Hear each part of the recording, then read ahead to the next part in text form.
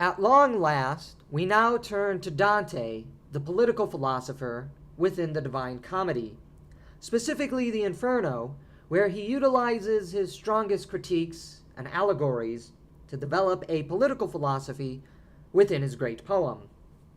Dante's hell is cold and dark, unlike the images of a burning fire and a vengeful Satan as ruler over a dark and fiery kingdom, which comes to us from the imaginative and ingenious pen of John Milton in Paradise Lost. So why is Dante's hell cold and dark? The reason has to do with the Catholic theological understanding of love and beauty, and how love and beauty are the greatest things, the greatest realities in the world, and how they are contingently related to each other. Love between humans makes humans more beautiful, and this is the process of what Catholic theology calls divinization. Divinization through love. As God loved humans as to send his only Son to die for humanity, so as humans love one another, they participate in the love of the Trinity. Likewise, the world is beautiful precisely because it is made in love by a loving God. Beauty and love, you see, create light. Ugliness and hate, the antitheses of beauty and love, lead to darkness and coldness.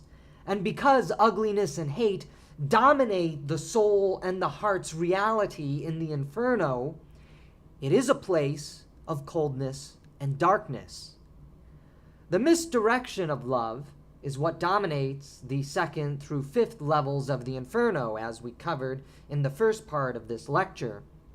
There is some light as we descend through these circles, but it progressively gets dimmer and dimmer, ultimately expiring in frozen darkness by the final level, where Satan resides with the frozen bodies of Brutus, Cassius, and Judas in Satan's 3 mouths. Satan has 3 heads in Dante, as Satan is a corrupt parody of the Trinity, because Satan and the demons cannot create anything beautiful or new through their own power. They can only corrupt, and corruption becomes a form of parody. The lighting and the temperature of hell is also an allegorical reference to Catholic theology concerning love and beauty.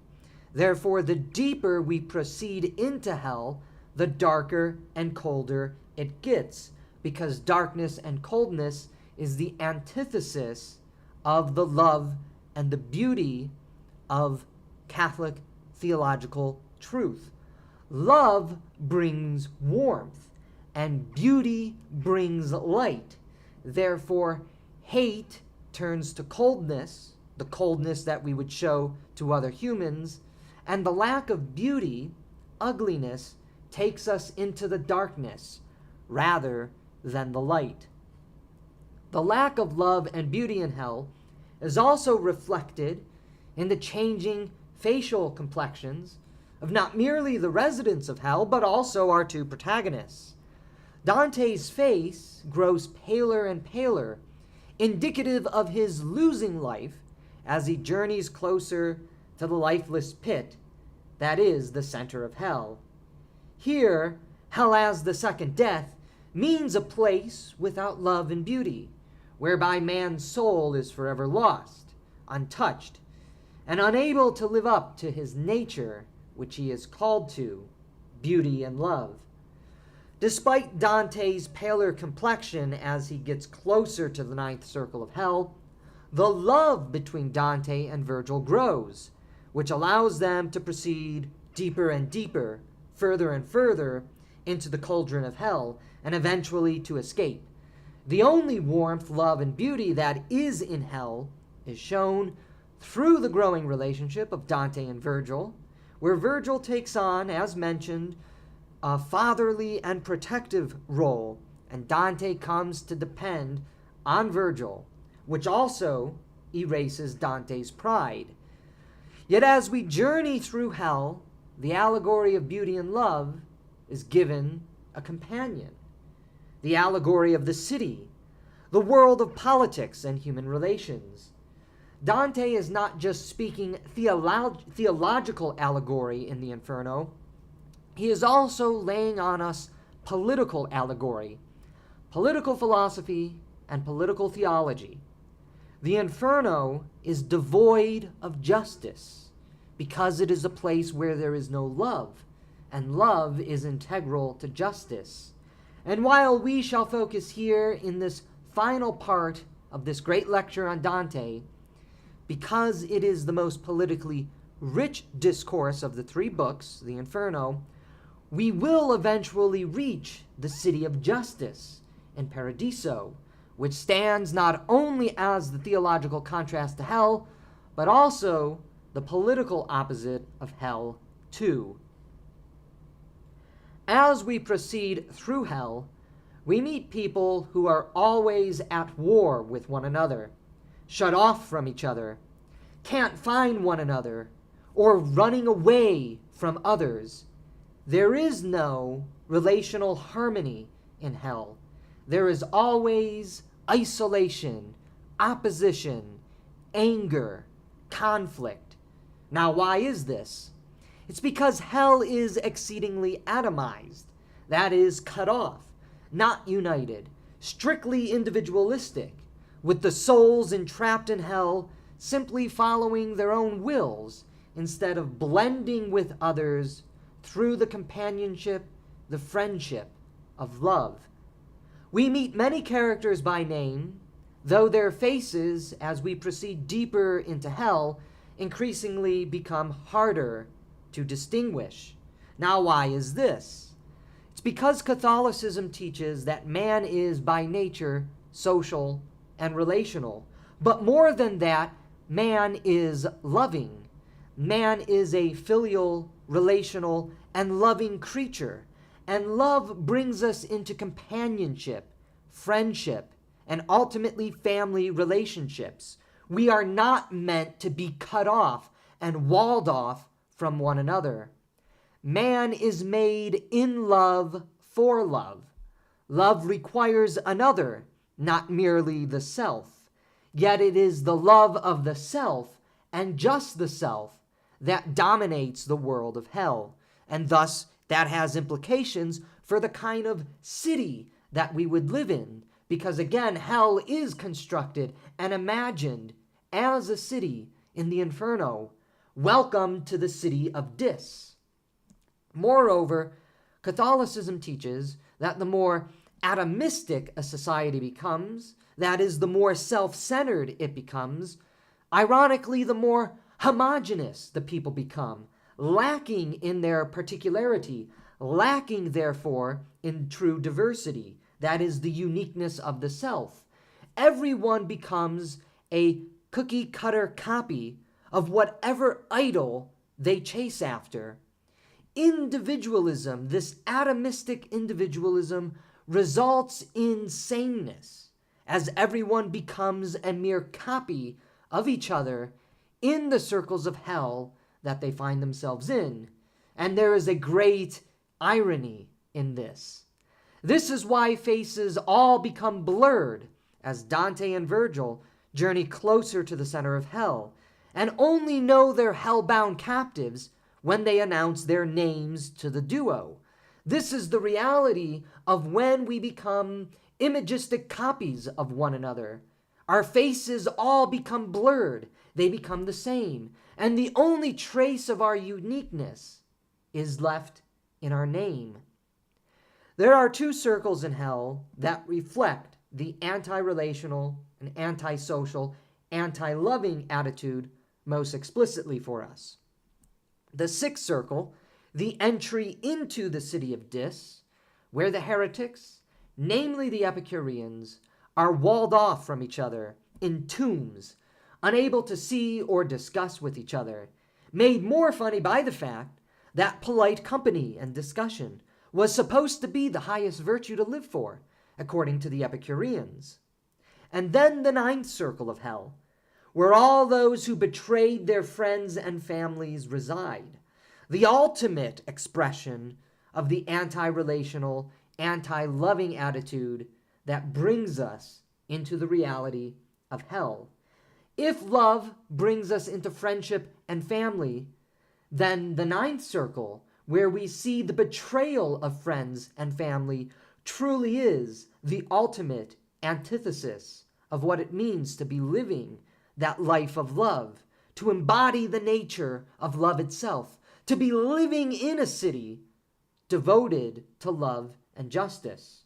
And one of the first characters that Dante and Virgil meet, mind you, reflecting the political reality of what this kind of world would be, is the Trojan soldier who betrayed the city, opening up the gates of Troy to the Greek conquerors.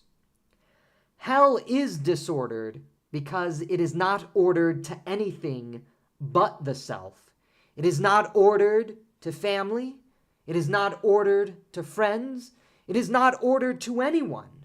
Hence why hell is ultimately a chaotic place, for instance, the second through fifth circles, and then an increasingly isolated hellhole, the sixth, seventh, eighth, and ninth circles, within the actual city of Dis.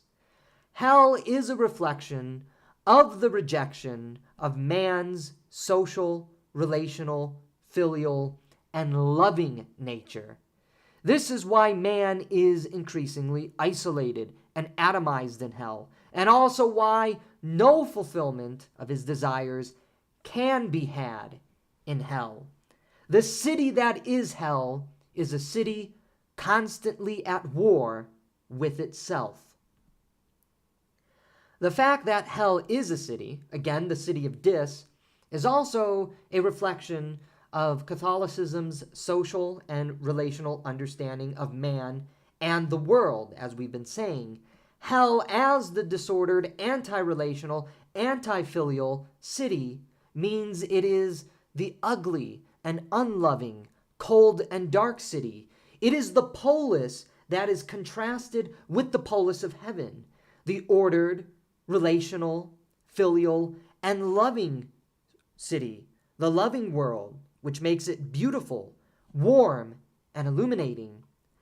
Throughout the journey into hell and its construction by the hand of Dante, especially when contrasted with heaven in Book 3, the Paradiso, Dante is setting up the allegory of the two cities that goes all the way back to Augustine, and from Augustine's reading of Scripture, the Bible, as a tale of two cities, the disordered and vengeful city of man, and the ordered, loving, and beautiful city of God. Given the political nature of hell, is there a larger commentary in the Divine Comedy? Yes, the Divine Comedy is equally a work of political philosophy as it is a work of theological and poetic allegory. This is again made clearer with the contrasts of heaven and hell once you read through the Paradiso. For instance, in Book 2, Purgatorio, Dante writes, Rome, which made the good world, used to have two suns that made visible the two paths of the world and of God. One sun has extinguished the other, and the sword is joined to the shepherd's staff, and it is ill for those two to be violently forced together. For joined, neither fears the other. The hellish city, that is hell, is the way of rebellion, the cleaving of the realities of the two suns. Satan fell because of rebellion. The ninth circle is filled with traitors and rebels, those who betrayed their kings, the country that they belonged to, their family, and ultimately their God. The message from Dante is not subtle at all. Rebellion, the seed of disorder, is the road to hell. It is the path we take when we try to divorce the unitive reality of love and justice. This, of course, contrasts yet again with the orderly city that is heaven, where authority, God's authority, which is premised upon love, which leads to justice, is obeyed and consented to. As such, political authorities who are given their authority by God in his wisdom, in his love, in his justice, are meant to be obeyed. This is why Catholicism has historically, and still doctrinally today in the Catechism, promotes a respect for political authority. Civil strife in Italy is also a major theme in Dante's many side conversations with the various Italians in hell and purgatory. It is the case that Dante weeps for the strife and disorder that has befallen Italy. He is wrought by this reality. He is a man brought to tears for what he sees in his homeland. And Dante, of course, was an early Italian nationalist. Nationalism and Catholicism historically went hand in hand, though the Catechism today tempers that nationalistic past with the language of proper patriotism, because patriotism is the love of one's country. It is important that we remember and we always recall the reality of love, which brings us into union with others, brings us into community, and ultimately is the path that leads to justice. It suffices to say, however, that the world of power politics, conflict, and war, the world of Italy that Dante himself participated in and is seeing throughout the Divine Comedy, especially in the Inferno, is one in which political authority has disintegrated, and everyone is at war with one another. Again, when we lose that spirit of love, that spirit of friendship, that spirit of the family, what happens is wrath, rage, hate, anger, the pursuit of self-power and self-gain, which leads to civil war. Additionally, the authority of the church, the temporal representative of God's law, is not to be rebelled against. This is not to say that the church is not without problems or corruption. It certainly is, and any reader of the Divine Comedy will surely see that there is much corruption throughout the church, as corrupt clerics are in fact burning in hell. And, of course, even faithful clergy in heaven despair of the corruption of the church on earth, especially in the taking of money from Satan, as reflected in Dante's conversation with Fouquet of Marseille in the 9th canto of Paradiso. There is a lot of lamentation among the clergy in heaven for the current state of the church on earth. Yet Dante places the authority of the church on a high pedestal in his work, because ultimately the true meaning, the true purpose of the church is to teach love, not to gain political power for itself. For when the church teaches love, the love of God, for God is love, that transforms and transfigures the hearts and souls of men on earth, who thereby end up participating in the common good, in the communities, the kingdoms, the city-states that they call home. And so again, it is in the 9th circle that we find the most abominable of rebels, of traitors, those who betray the church, those who betray their kingdoms, those who betray their friends, those who betray their family. The rebellious Lucifer and angels who rebelled against God must be punished, and that is the ultimate crime that is punished. Those who rebelled against their king and country, the temporal authorities over men, which men are called to love and serve so as to bring justice into the world, are punished, horrendously so, for their crimes deserve this punishment. And those who rebelled also against their families, that most atrocious of crimes, that rejects the basic love and filial heart of men, are also punished. The punishment of rebels in the 9th circle not only corresponds with the rejection of humanity's basic loving nature, it is also an allegorical warning against rebellion in general. Rebellion only brings strife and destruction. Nothing good can come from it, which is why rebellion and the rebels who rebelled against all authority, whether the authority of their family, their friends, their kings, their countrymen, find themselves in the lowest rung of hell. The implications to political philosophy, as well as theology, are also very clear in Dante's work here.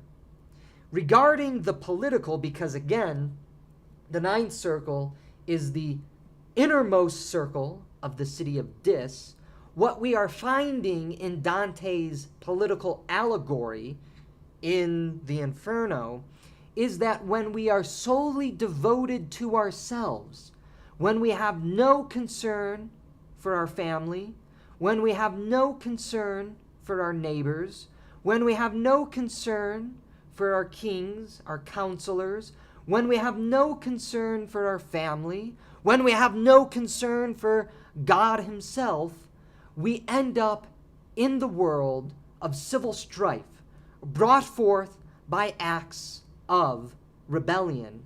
And rebellion only ever leads to death and destruction. For the worst experiences of death and destruction are what the rebels in the ninth circle of hell experience. But again, Dante is not suggesting that we have blind obedience to mere earthly authority, for if earthly authority commits injustices, this of course is bad, and injustice, mind you, is rooted in rebelliousness. It is rooted in our lack of love for one another.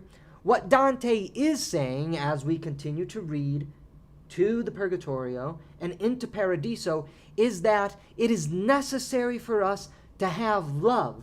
Love for one another. Love for our friends. Love for our neighbors. Love for our parents. Love for our brothers and sisters. Love for our political leaders. And ultimately love for God is love, by which from that love we eventually produce the orderly and loving city. We must love others and not merely ourselves if we are going to escape the disordered, chaotic, and rebellious city. For if we are incapable of loving others, then what is the world we live in, if not this world of disorder and chaos, the world of civil strife and conflict, where everybody is an enemy and no one is a friend? That is the world of hell. And certainly, as Dante is suggesting, that world of hell appears on earth plenty and plenty of times. As we can hopefully see, Dante's Divine Comedy is a rich poem filled with steep literary, historical, theological, scriptural, and allegorical references and allusions and imagery throughout. Failure to pick up on these many deep literary themes depreciates the value of the work and turns it into a dry read. In particular, the deep allegories of the Divine Comedy correspond with the nature of mankind, human nature, that nature of love which allows us to foster human relationships, form friendships, and bring us to the fountain of forgiveness, whereby we can escape the dark torment of hell and begin the journey into a more loving, more just world. And that is the journey that Dante takes out of hell and into purgatory and eventually into paradise. The basic imagery of hell, the allegories therein, can be understood through knowledge of these allegorical and imagistic realities. So why is hell cold and dark? And our answer is that hell is a place where love and beauty are absent. The lack of love equals coldness. The lack of beauty equals darkness. Why is hell a disordered city? And again, our answer comes from that reality of human nature, the reality of love taught by Christianity. Man cannot escape his social and political nature. In rejecting or fighting against his social and relational nature, Disorder and chaos is what follows, and this is represented by the disordered city of hell, the city of Dis, which is to say, man cannot flourish unless he lives up to his actual loving nature. And why is rebellion punished so harshly? And our answer again comes from that reality of understanding human nature. Rebellion is ultimately not merely the rejection of order and authority, which subsequently leads to disorder. It is rooted in the rejection of love itself. For if we lack love, we will not love beauty. We will not love order. We will not love authority. We will not love friendship. We will not love our family. And thus we will betray all that is beautiful. We will betray all that is good. We will betray all that is loving. And in that betrayal, death and destruction emerge. Rebellion is what leads to a place where death and destruction reign supreme, because in our choice of rebellion, we reject love itself. And in the rejection of love, we end up in that chaotic, disorderly city that is filled and governed by wrath, anger, rage, and hate, leading to rebellion, leading to betrayal, leading to a city of death and destruction. In Dante's political allegory contained within the Divine Comedy, and especially in the Inferno, he is asking us that question. What should the loyalties of the human heart be? Where should the heart be directed? Where should our energies and desires go? And he is saying, to family, to country, to truth, to God. And those who reject this spiral downward and end in death and destruction. Or, as Dante explained, hell, the Inferno. It is a truism to say that the Divine Comedy is the greatest epic poem ever written. It spans so much. It covers so much. It deals with so much. It is the poem of Dante, to be sure, but it is also meant to be everyone's poem, the everyman's poem. For Dante implies we all share the same heart and soul in our temptations and struggles and desires for loving bliss and the beauty and serenity of peace. In its simplest sense, the Divine Comedy is a love poem, like all great poetry. It is a poem about the human heart, its loves and lusts, its hopes and despairs. And what Dante says is quite scandalous when you understand him. Divine love is not out there. It is within you and within others. Discovering that divine love in you and in others may very well just save you. The discovery of that love within you, within others, and within the world takes us again to that place where the eternal choir can sing of the love that moves the sun and the other stars.